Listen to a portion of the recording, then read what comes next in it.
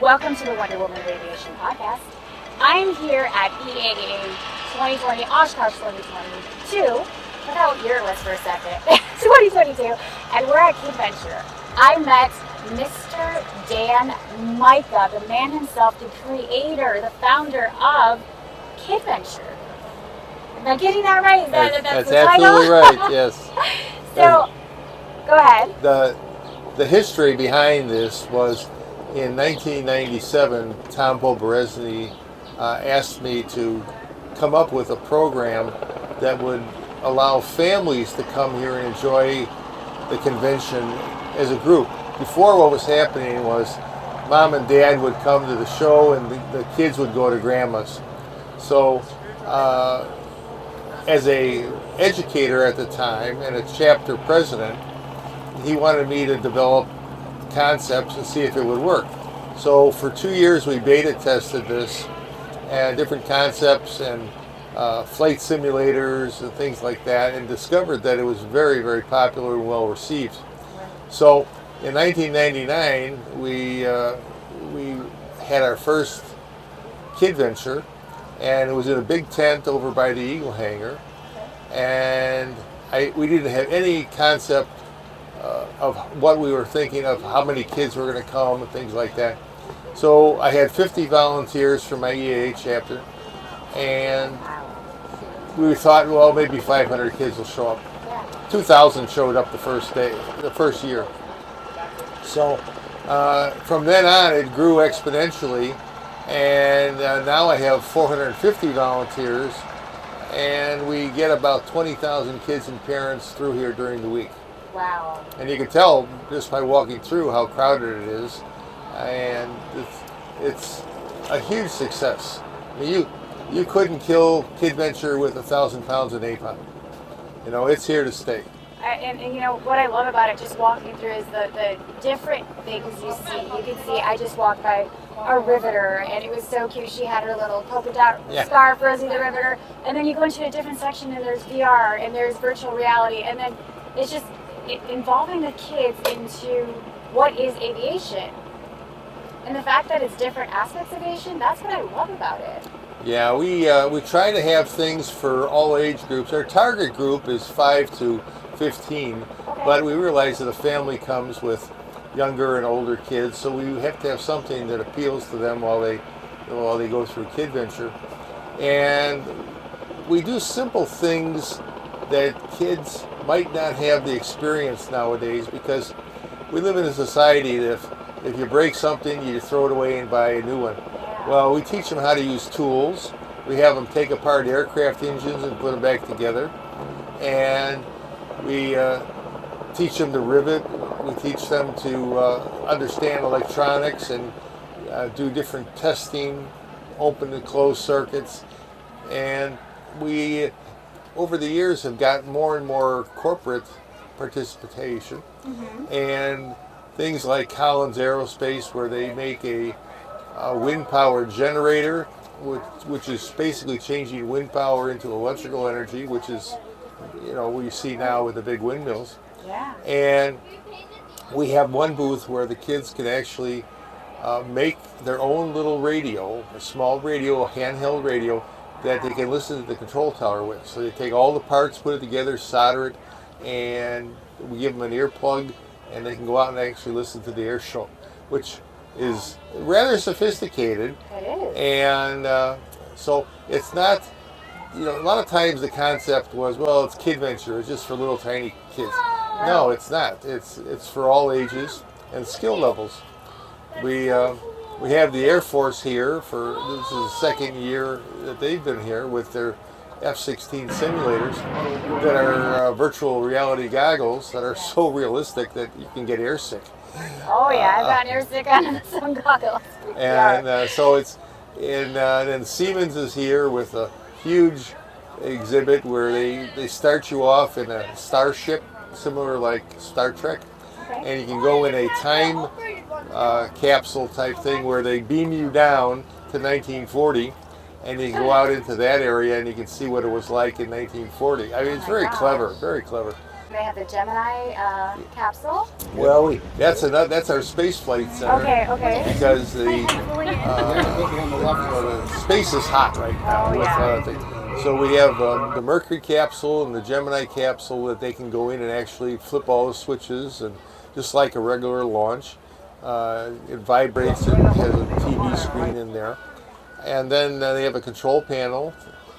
So and then we have an area back there in the Space Flight Center where the kids can make some rockets, Estes rockets that they can make, and everything at Kidventure is free for the participants. Okay. So there's no extra yeah, I mean, if you have a wristband, you're welcome to come here and get the whole experience.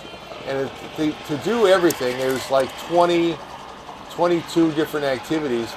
So to do everything probably requires 4 to 6 hours. So we have many families that are fortunate enough to be on the site and can come back day after day after day. And some who can't will take our sign-off card. Okay. And they'll come back next year and they'll continue the sign-off card. So it can continue. And it can continue, right. Oh, wow, So, and then if they get 12 of the 24, they get a tool set. Wow. Their very own tool set, which is a very nice prize. And for lesser amounts, they get lesser prizes, but they can work their way up and get them all.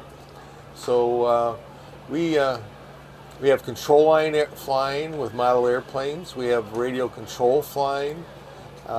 We have the Tuskegee Airmen are here with their Rise Above trailer, which is a part of history. Is to show you about the Tuskegee Airmen. And new this year is the WASP program, where the Women Auxiliary Service pilots flew the airplanes across the Atlantic to our troops in the Pacific.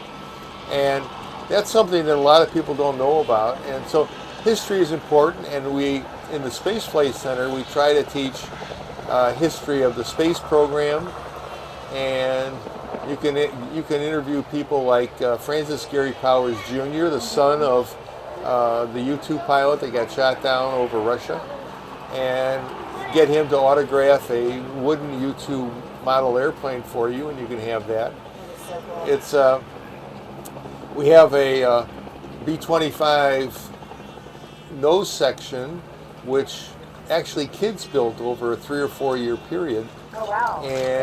And you can go up there and fly a mission with TV monitors, and it vibrates and makes noise, and you can rotate the turrets, and it's an experience that you can't have.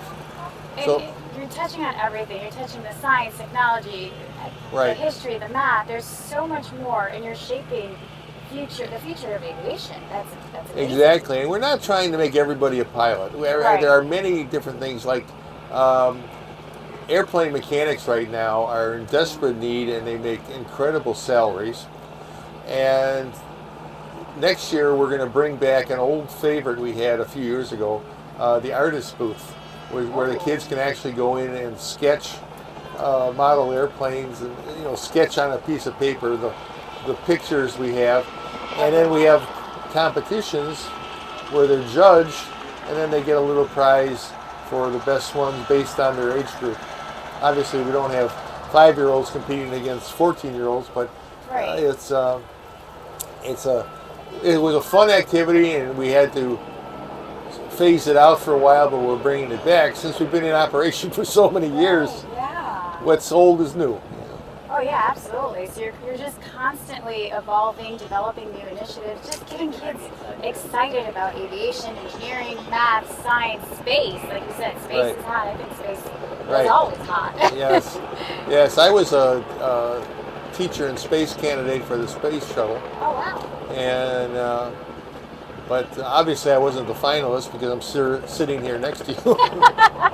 Well, you were on to bigger and amazing things. The fact that you pulled this off and all together, you went from 50 volunteers to 450. To 450, and you started with 2,000 to 20,000. I mean, that is an accomplishment in itself, Dan. Yeah. I mean, this is amazing. And if you get a chance, walk through the Kidventure. If you can't make it to Osh this year, definitely come back this next year. We'll be here. I was honored, actually, and I'm glad you mentioned I met General McGee last Right. year. Last year I met him and I interviewed him for the Wonder Woman of Aviation podcast. Right. And it was just surreal. It was amazing to have that honor. So you have a chance to meet these pioneers in aviation. You're Right. providing that connection. EAA is living history. I've been around since 1974, and I've had the opportunity to meet pilots and famous people that you only read about in books. And I've had dinner with them and talked to them one-on-one. And that's what EAA is about. It gives you the experience that you can't get anywhere else.